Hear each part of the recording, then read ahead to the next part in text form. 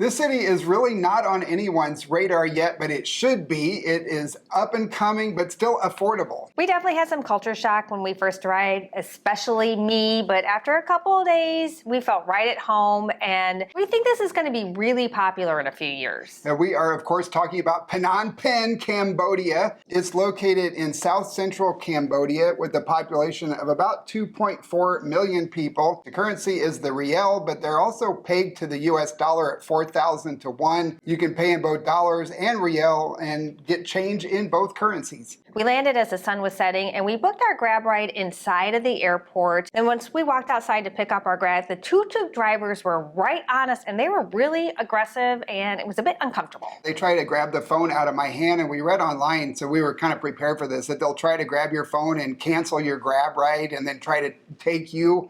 I'm not sure how they would do that. We have 2 medium-sized suitcases, 2 big bags that we carry, and there's no trunk in a tuk-tuk. So where are they going to put our luggage? I'm not going to hold it like this for an hour drive into town.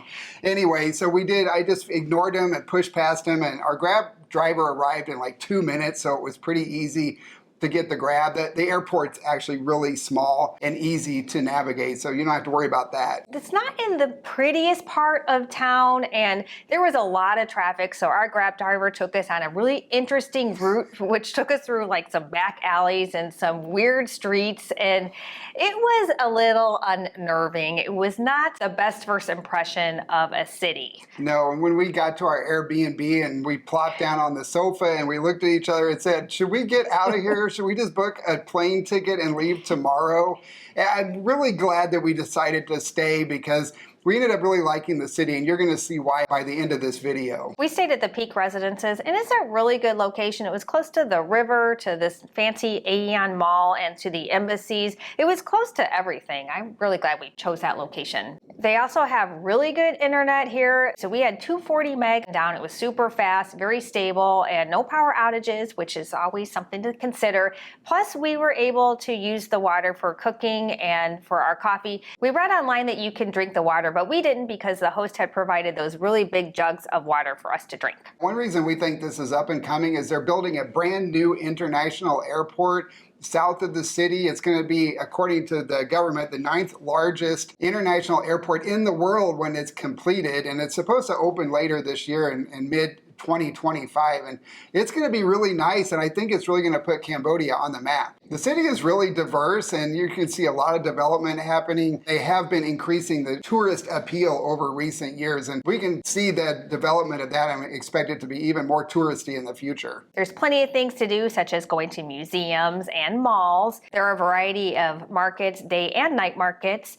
and of course you have beautiful temples there, and they have the Royal Palace, which you definitely want to go check out. And they're right in the heart of the downtown area. There are parks, which we went and checked out a couple parks. They were really pretty.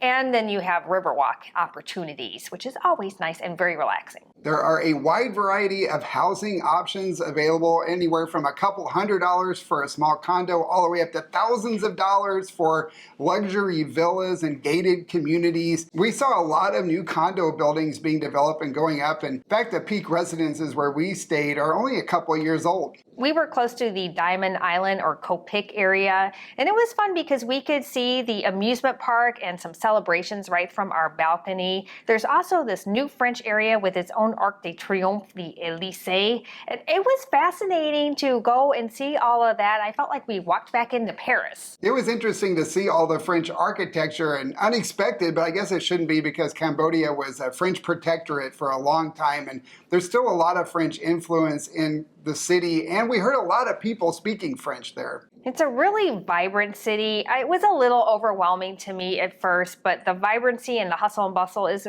really part of the charm and what makes it distinct, so I grew to really appreciate it. We were there for the New Year's Eve celebrations, which we could see from our balcony. This whole city was covered in fireworks. It's like they lined all the streets, even side streets, with these Roman candles that just kind of popped. The whole city was just covered with fireworks. It was incredible. I loved it. It was magical to me. It was like looking looking out and seeing all these fireflies all over the place. And they had the really big traditional fireworks too. The video just does not do it justice. It doesn't. I really wish we could have captured it because we were just in awe of it watching these fireworks. And they went off for what, 20, 30 minutes? They started before the countdown with the little firefly fireworks, and then they went for like 10 minutes after the New Year's happened, and we were just mesmerized by it. It was special for sure. I'm really, really glad we were there for New Year's Eve. We found the people to be very friendly and laid back, and we were shocked by the number of English speakers there. And the younger people, when they spoke to us, it was almost no accent. The English that they've learned is just phenomenal. Their education system must be pretty good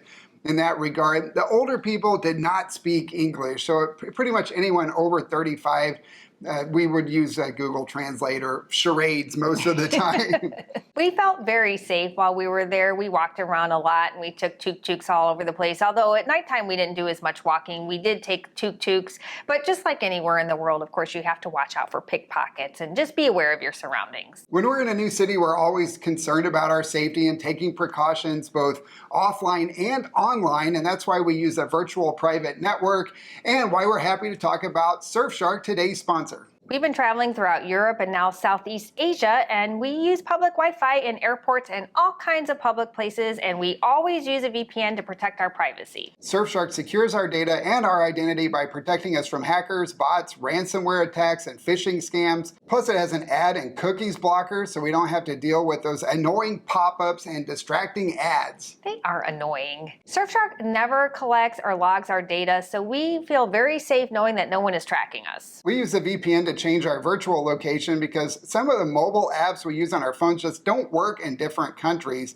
And you might even get better pricing for flights and hotels if you connect to a different VPN server in a different country. With Surfshark, you get 24/7 support. You can use it with all your devices, and there is no risk to try because they offer a 30-day money-back guarantee. Just scan this QR code right here or go to surfshark.com/AAJP to get 4 months extra of Surfshark. And now more about Phnom Penh, starting with it is a big city. It is much bigger than we realized. Yeah, and there's unfortunately no train system, so no metro, no elevated train. There's only a minimal bus system. I think we only saw a couple buses while we were there.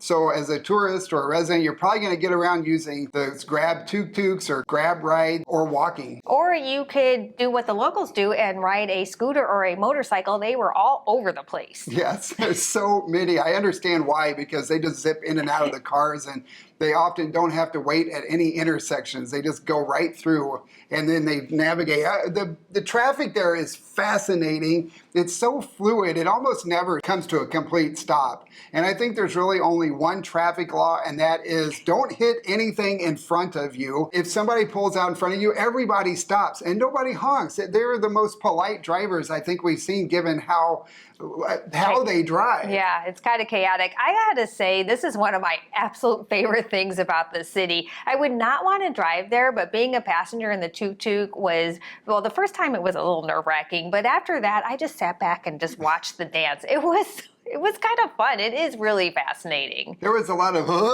moments when we were in those tuk-tuks. The city isn't as walkable as other places we've been, but we did find it pretty easy to walk around in the main areas.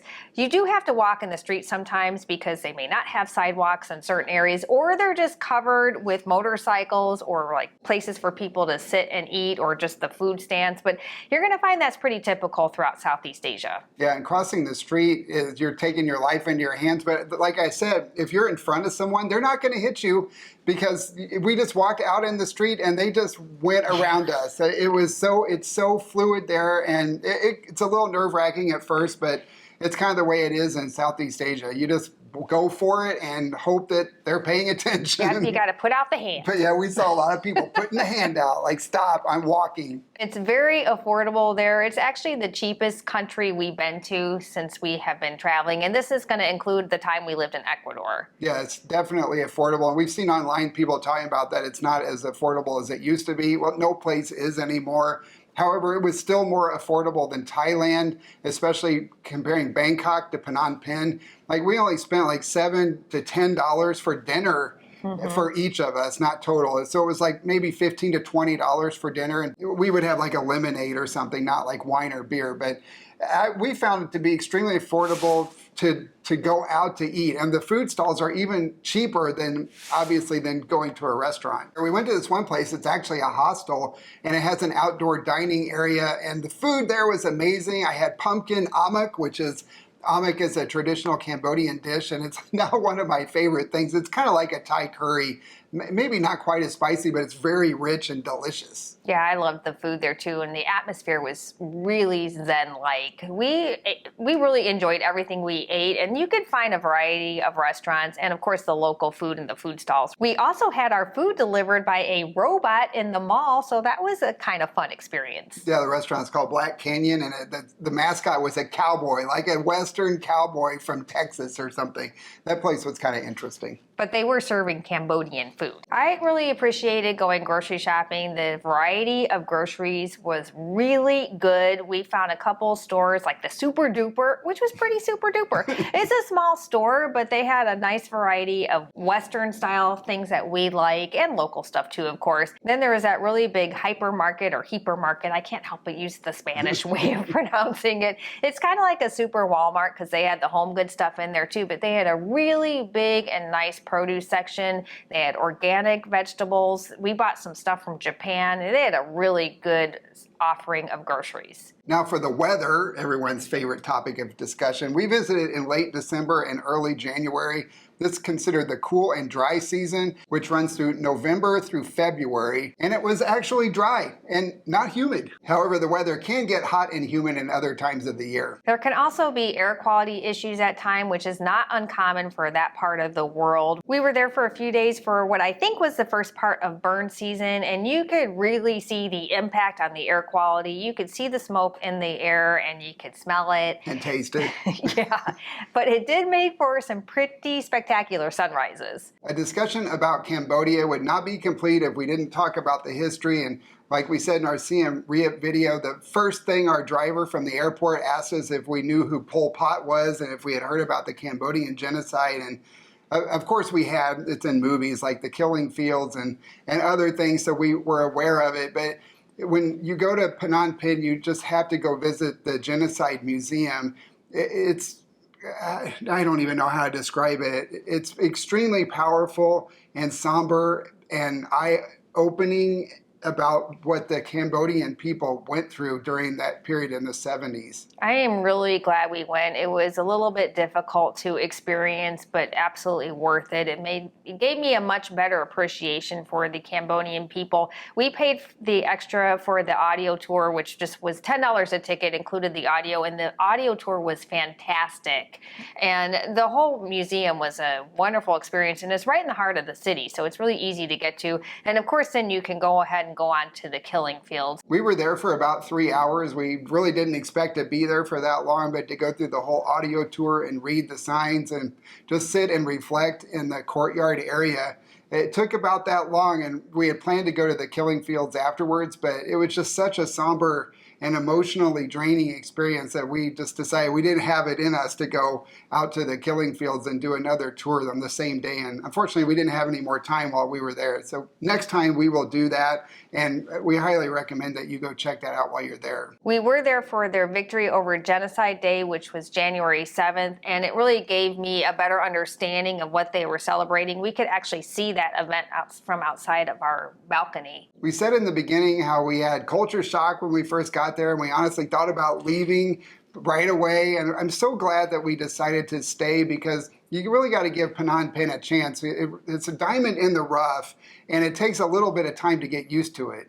I'm really glad we stayed too. I was really uncomfortable in the very beginning, but I'm glad we went and learned about the history and went out and experienced all of the different things. And we got to talk and interact with the locals because they're really nice people. Yeah, so if you've been to Phnom Penh or even Cambodia, please let us know in the comments what your experience was like, especially if you went to the Genocide Museum. And just share your thoughts in the comments. If you missed our video about Siem Reap, then check it out next because it blew us away. Yeah, it really did. All right, guys, that's all we have for this video. Please leave us a like before you go, and we'll see you all next time. Thanks for watching. Ciao. Ciao.